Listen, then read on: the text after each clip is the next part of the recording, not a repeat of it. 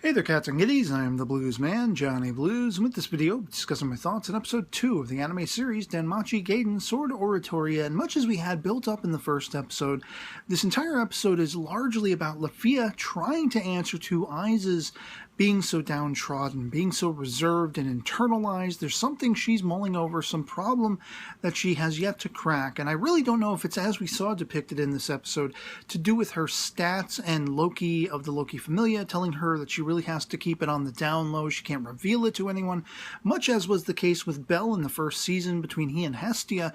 There was a large amount of concern for his abilities being revealed and things of that sort. And that's kind of what's going on with Aiz. And, of course, some of the characters surrounding her in the Loki Familia are suspecting that maybe it's actually to do with wanting to reach a new level, attain a new level where it's been something like 5 years, I think they said, since she achieved her last, being able to level up and everything. And is it something along those lines? Is she starting to feel too static, too sort of trapped within this environment where they're constantly going out battling, they're going into the dungeon and everything, and it's really not amounting to anything so far as she is concerned.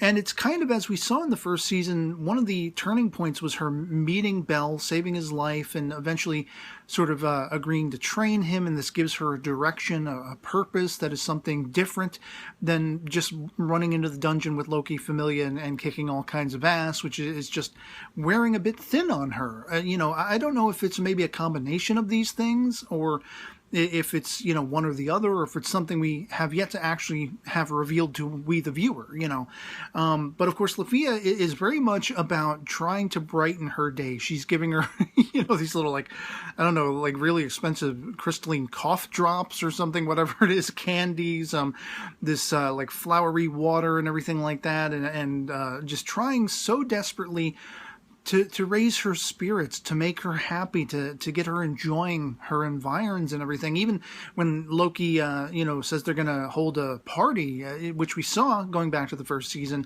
which coincides with Bete, bad-mouthing Bell, and he happens to be there with Ryu, and of course that's when he runs out, and this spurs Ai's interest in him that much further, wanting to apologize to him, and making him out to be so ineffectual and everything, as Betty does.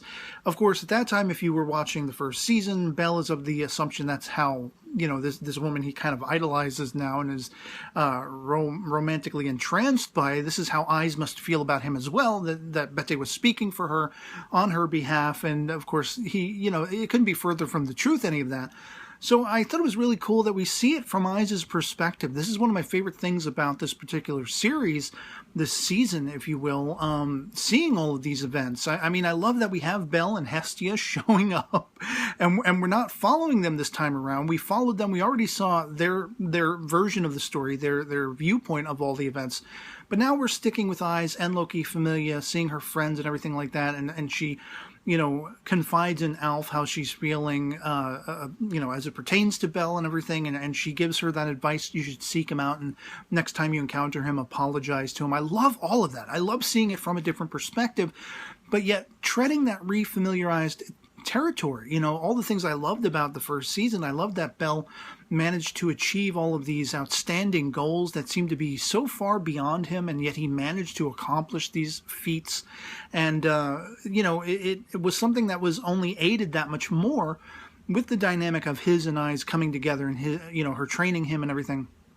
And so it's interesting, again, seeing Lafia, who is this, I don't even remember, in all honesty, if she was one of the characters who appeared in the first season. Presumably she was. But she was very unmemorable, if that was the case. And herein, she's somewhat arguably the focused character, in that we're really seeing how the events surrounding her are impacting her, how it's motivating her to make this or that, choice or decision, and really the focus for her is just doing whatever she can for Aiz, to make Aiz's experience more bountiful, to make her happy, to bring her some level of joy. And it's hilarious when she and Tiona take Eyes out shopping and everything, and like all the outfits they're trying on. First they're going really skimpy with the swimsuits and everything, and the whole time, of course, there's this minor sort of yuri ecchi thing going on between, first of all, of course, Loki getting all hands glommed on to Lafia, grabbing her chest and everything. Every time they come home, she launches out there and starts grabbing and hobnobbing, if you will.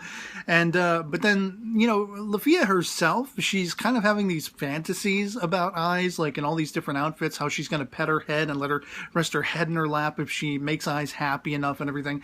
And like, while it is somewhat comical, it's almost like, why is there so much of it? Is there really a need for that? Like, are people not going to be interested in the drama and the dialogue and the characterization going on here? That would keep my interest well enough. I don't really need all the ecchi stuff, the sort of cursorily ecchi stuff, but it is still somewhat comical. And when they're actually having Eyes try on all these different outfits, one of them ends up being Hestia's outfit, and there's like question marks on the screen. I busted out laughing with that.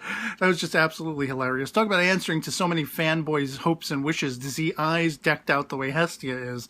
And so, I mean, by the end, she manages to make Eyes sort of realize what she's been doing. I mean, there's some conversing going back and forth with other characters, of course, Tiona, and everything like that, that really helps bring this realization along in Eyes. And when she realizes what Lafia has been doing, she's grateful for that. She thanks her for that, and that makes Lafia happy. So everyone's happy in the end for all intents and purposes, and this is all coinciding with the grand coming together of all the gods and goddesses, the big sort of gala event, as the characters are noticing they're all in town and everything like that, and it's kind of strange that. But if you remember from the first season, this is, one of the sequences where Hestia went in trying to seem all, proud and like boasting about Bella and everything, and she was demeaned by another one of the goddesses. If it wasn't actually Loki, I don't remember off the top of my head, but I just love it. I love revisiting this world, but doing so in such a creative way that we're seeing the events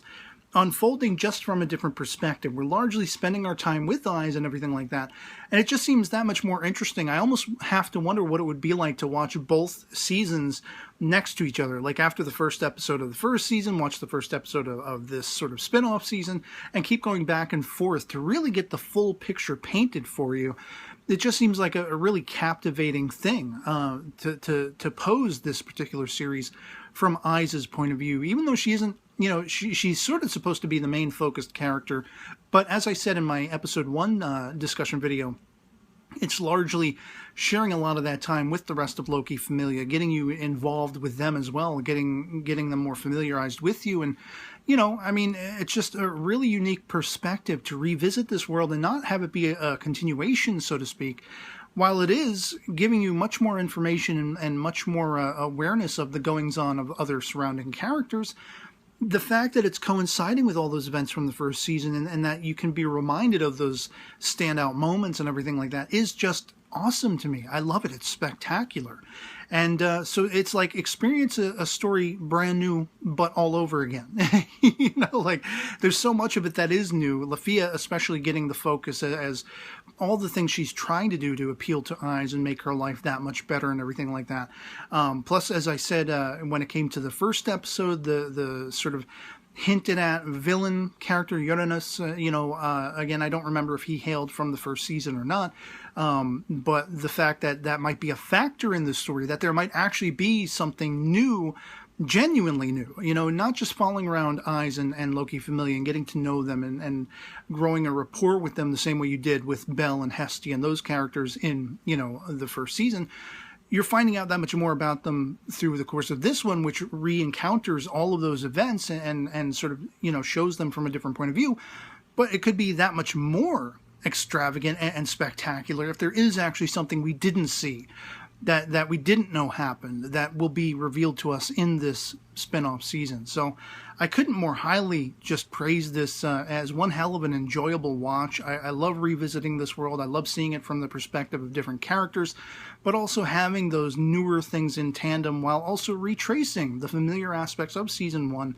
And yeah, it's just a blast. I'd love to hear from you guys in the comments below. If you've seen Episode 2 of Sword Oratoria as well, if you enjoyed it as much as I did, if you love traipsing down memory lane and refamiliarizing yourself with events from the first season, while also doing it from a different perspective, you know, spending more time with these other characters who we only saw very cursorily so in the first season. And love it or hate it, anything goes in the comments below, as long as we, you know, are amicable and respectable about it. You can basically say whatever you want and love it or hate it. So yeah, other than that, that'll be pretty much it for me on this. Hope this video finds you well, and I'll catch you all later. Peace.